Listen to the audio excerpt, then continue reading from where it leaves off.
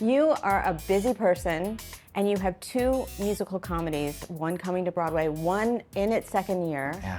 Let's talk about Death Becomes Her. What is it like for you to see a show that's settled in, has it into its run, and now you get to revisit it and see how audiences are experiencing it? It's truly one of the best things, because especially in these times right now, it's just everyone needs to laugh. We all need to laugh. And sometimes I'll just walk by the theater, go in for 40 minutes just to hear the audience. The crowds just go crazy every show, and it's like a party in there. And you know, for 2.5 hours they get whisked away. And we're not trying to teach lessons. It's just fun, funny, campy, just humor. And the cast is so great, and even in the second year, like, they still find new things. It's the kind of show where there is so much play in what has been set up that I'll go back and they're still trying new things, and they're still cracking me up and cracking each other up on stage, and it just feels very alive. And now you have a new star, Betsy Wolfe. Yes. What is it like to sort of surgically insert someone who has a following, has a name, has a lot of accolades into a tight ensemble? You know, well, she's a total pro, and she's incredible in her own right. So, you know, I love rebuilding things with new people, because everyone brings their own special gifts to the party, and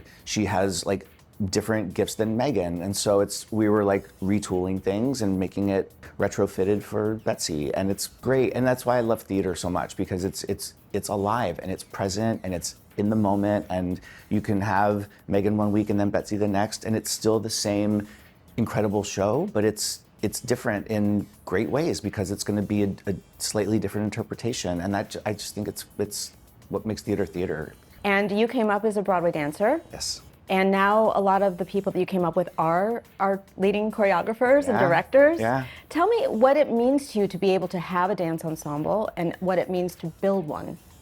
I think, well, it means a lot in that I've been there. Like, I can literally say, like, I've been there, I've been in your shoes, and I have great empathy for them, and I tell every company I work with that, you know, I don't want this to be your last show. I want to do things that are sustainable 8 times a week.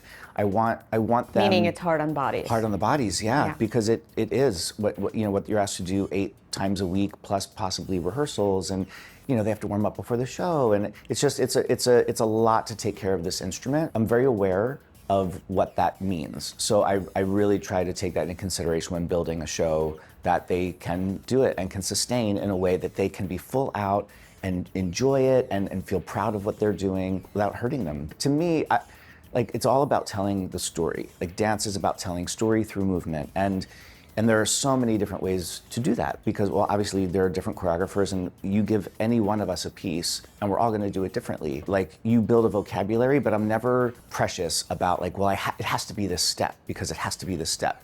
It could be many different steps, and also, like, what's going to look good on this group of people, and what's going to feel good, and what can they do with those steps to maybe mix it up every few shows to, like, give it a new spin. So it's creating something that can live and breathe, and have them enjoy it and interpret it in a way that doesn't ever feel like rigid. Yeah, it also sounds like you really honor individuality within an ensemble. Absolutely.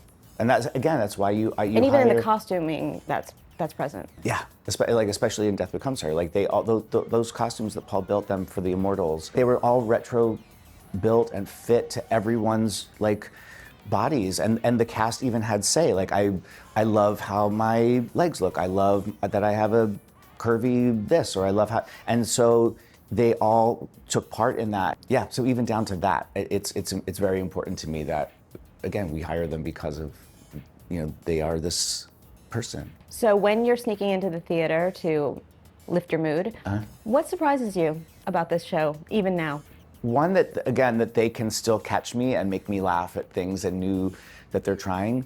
But honestly, the surprise is that the crowds are still going crazy for it. And it makes me so proud of it, and proud of everyone who collaborated and is a part of it. You know, it's like we call it the adult wicked. You know, it's like these two women, but it's like it's a little naughtier and a little dark and a little naughtier. But it's because it's a great night out, and that's why man, any night's great, but like Saturday nights are just like it's a party in there. It's it's just a party, and it's great.